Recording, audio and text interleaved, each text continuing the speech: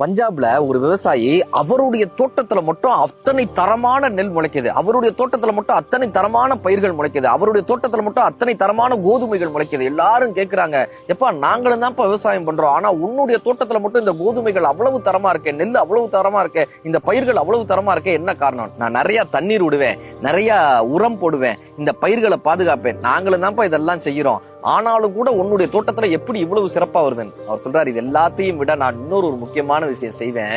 இந்த விதை நெல்லை, இந்த விதைகளை, ஆரோக்கியமான விதைகளை என்னை சுற்றி இருக்கக்கூடிய அத்தனை விவசாயிகளுக்கும் இலவசமாக கொடுப்பேன்.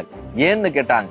அங்க இருக்கக்கூடிய பட்டாம்பூச்சி தானே என்னுடைய நிலத்துக்கும் வரும், அங்க இருக்கக்கூடிய பறவை தானே என்னுடைய நிலத்துக்கும் வரும், அங்க போற வண்டு தானே இங்கேயும் வரும். இந்த மகரந்த சேர்க்கை நடக்கும் போது என்னை சுற்றி இருப்பவர்களும் ஆரோக்கியமாக இருந்தால் மட்டுமே என்னுடைய வயல் ஆரோக்கியமாக இருக்கும். அதனால சுற்றி இருக்கக்கூடிய அத்தனை வயல்களுக்கும் இலவசமாக ஆரோக்கிய நெற்களை, விதைகளை கொடுப்பேன்னு அந்த விவசாயி சொன்னாராம்.